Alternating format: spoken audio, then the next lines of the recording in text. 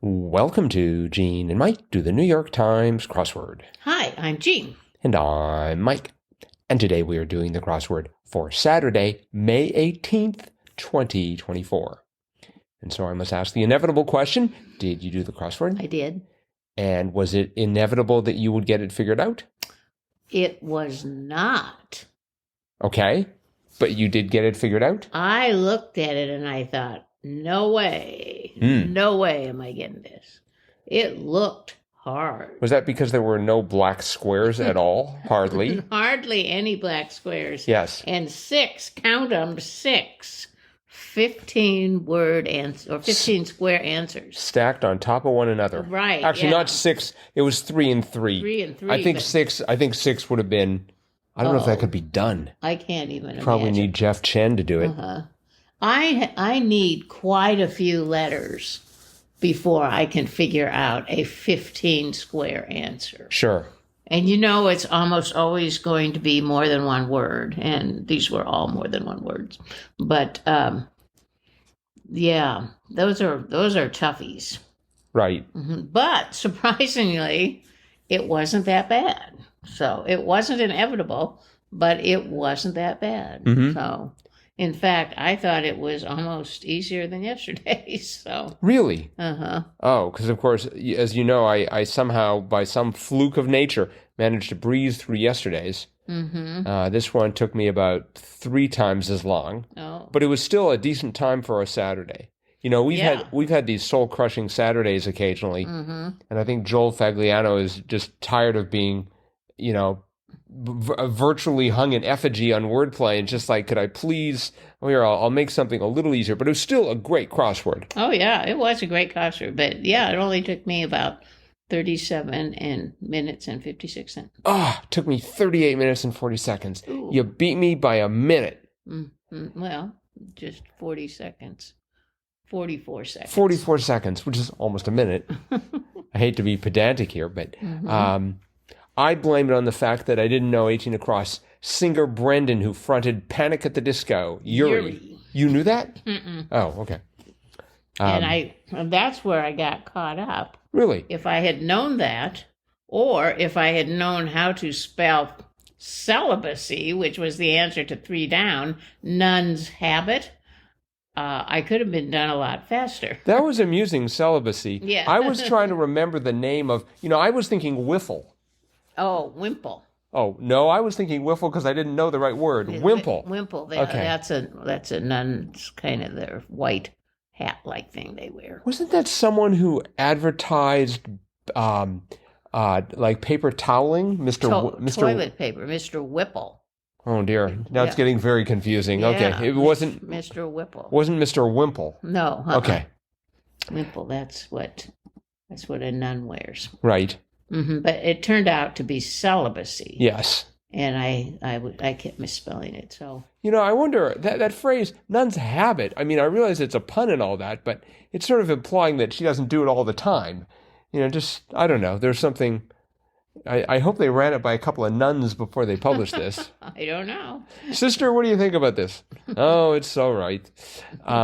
Next to it, related thing, 4 down, was tail. That's right. That we've seen that sort of clue before, but it catches me by surprise every time. 1 down, its wool is the world's rarest natural fiber, vicuna. Vicuna.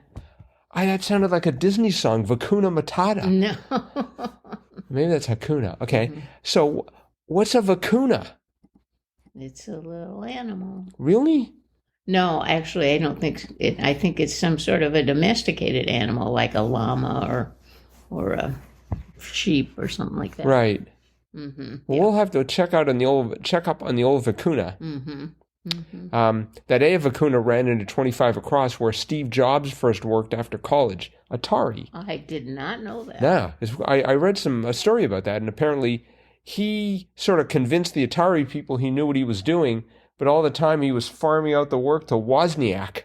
Oh, so that was sort of interesting. Really? Huh. Interesting. And that R from Atari ran into 26 down, the Man Who Fell to Earth director in 1976, Rogue. Yeah. Roeg. I had no idea on that one. Have you ever seen The Man Who Fell to Earth? Mm-mm. Oh, That was with David Bowie, I believe. Yeah, I believe you're right. Mm-hmm. We had 2 down. Turkish inns were imarets. Imarets. I always forget that. I always want to write minarets, which I believe are things coming out of mosques. Yeah, well, they're those rooftops. Right. But one day we're going to have to go stay at an imaret, and maybe then I'll remember it. 1 down. Morales of the Mission Impossible franchise was Issei.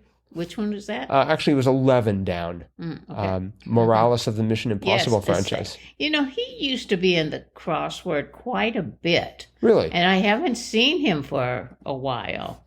But yeah, you know, with 3 vowels in your name, that is certainly a draw to crossword constructors, I'm sure. He has shown up 126 times. Yeah, and I mean, he's just been an actor in, you know, modern times, not, you know, within our lifetimes or even less. The very first appearance was in 1993, one of Rebecca's boys. Well, that's a different clue. Oh, that's not for the same essay? No. Well, okay, but in 1994 we have actor Morales. So you're sure 1993 he wasn't like in some film or something? Maybe he was. I bet that's the case. So, but yeah. But if you look at the chart there, you can see, you know, for a while there he was appearing quite a bit, but lately, you know, he's only been, 3 times in the last 4 years or something. Right. And we should point out to our listeners, we are on xwordinfo.com website, and we're looking at the little bar graph that shows how frequently essay has shown up. But in like the 200s and 210s. 2010s. 2010s, right. I'm sorry, yes. I remember those ancient stone crosswords. It was a real pain to fill those out. Get the chisel. I thought we just did them in our head. Because we didn't have writing implements. We had chisels, and it took like 3 to 4 days to do the Saturday. We had papyrus and papyrus. Okay, papyrus, yes. But you see, the 2020s or 20 zeros, 20 aughts, and 2010s, he was quite frequently referenced in the crossword. He showed up 10 times in 2005. That was his. But you know what? Maybe he'll make a comeback. I'm predicting that in 2025, every month, essay is going to show up in the crossword. Well, maybe. That is my prediction. That was his claim to fame 20 years ago. That is my prediction. I did like the fact that we had some French in the grid, 15 across. Place for berets was tets. Yes. That was good.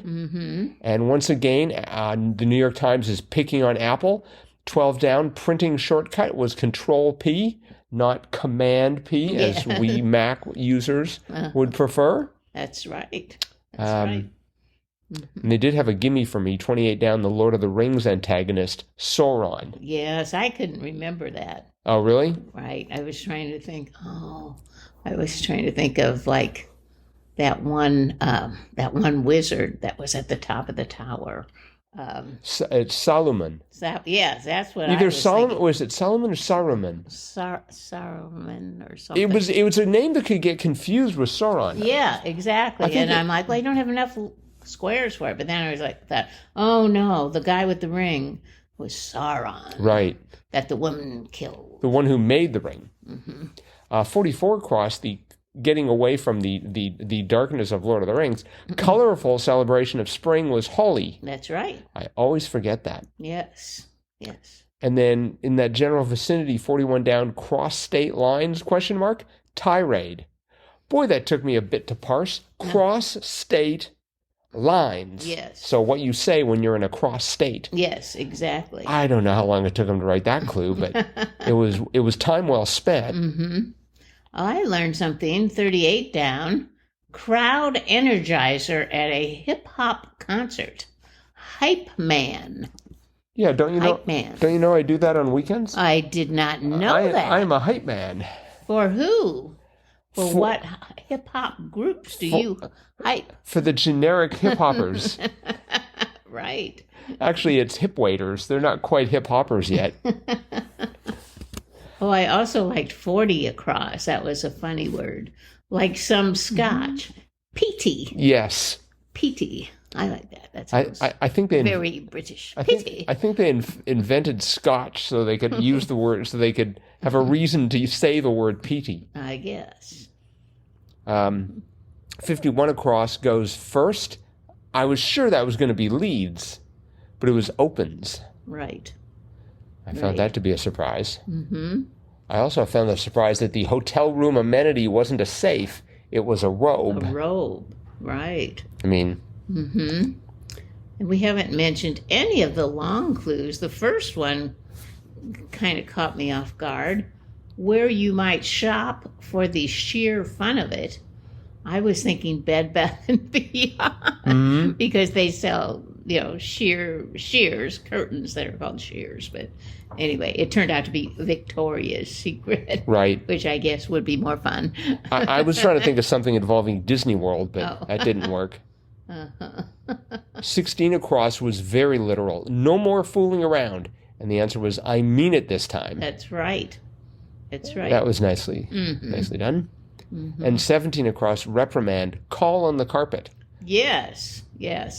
I had to have a lot of letters for that before I figured that one out. And I was going back and forth between call on the carpet and haul on the carpet. Because I didn't know vacuna. And I guess I thought it had to be celibacy, so it had to be, you wouldn't say haul on the carpet, Hall. No.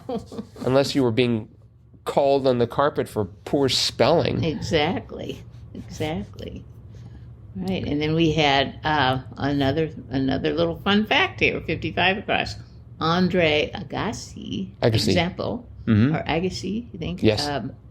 Iranian American. I did not know what his nationality was, but he's an Iranian American. I do know the pronunciation because Lake Agassiz is a lake in my native Canada. Well, are you sure that's the way he pronounces it? He's not Canadian. No, but that's the way it should be pronounced. Oh, okay. Well, I have dictated. I heard it was Agassi, but I don't know. That was a while ago when he was a tennis star. Right. Mm-hmm. And then beneath that, we had a wedding, 58 across, a wedding couple. A wedding couple might be seen on one. Save the date card. Right. I was definitely going for some sort of a cake. Oh, yeah, I tried wedding cake tier, but it didn't fit. But then I thought, I bet it's save the date card. Really? That was your next guess? That was my next guess. Wow, I'm impressed. Mm-hmm. But I had gotten a few of the letters. And I thought, yeah, I see it. Save the date. Mm-hmm. Mm-hmm. In fact, I am so impressed. 59 across. I'm speechless. Mm-hmm. The answer to which was, there are no words. There are no words. But all of these long answers were pretty middle of the road. They were not, way out there. I mean, it wasn't like lake in, like the Lake wilds Agassiz of the Amazon or whatever. Right. Or some pop culture figure that I've never heard of. Or war secretary for President. I don't know, Lincoln or something. Monroe. Yeah. Monroe. Assuming Monroe was a president. So no, they were pretty straightforward. Yes. Mm-hmm. All right. Well, I think that's it for the crossword. We've touched on most of the salient clues here, I think. Yep. A fine crossword, and this was by Adrian Johnson. Yep. Their 6th crossword in the New York Times. Very good. Yes. Well done, Adrian. Mm-hmm. And now it's time to pick our Jam Katwa, the Gene and Mike Crossword of the Week Award. That's right. And sorry, Adrian, you didn't win. We have chosen Mondays. Monday, May 13th. Because Monday, what is it? Why were you edging towards Monday? Well, I liked Monday, of course, because it had animation, right? Which always just blows my mind. But I thought that was a challenging puzzle to create, and it was a fun puzzle to solve. And, of course, I am referring to the puzzle that had the hole in one, that had a darkened square with an O in it, and the answer in that where that O was whole.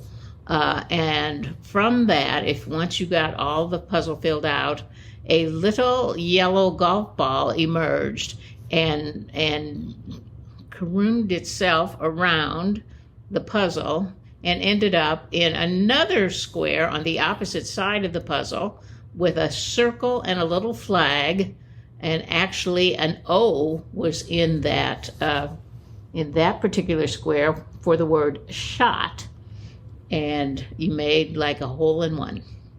Yep. And so, yeah, very, very clever theme, and just very clever construction, and just a fun solve. Indeed. Mm-hmm. All right. And that was by? That was by Jeremy Newton. So Jeremy Newton, very nice job. Mm-hmm. If you feel so inclined, drop us a line, crosswordpodcast@icloud.com, and we will have a Jam Katwa certificate signed personally, as well as some fabulous Wisconsin swag and a T-shirt winging its way towards you in no time. That is correct. That is it for today. Thanks, everyone, for listening. Yes. We'll be back again with our cutting-edge analysis of tomorrow's crossword tomorrow. Bye-bye.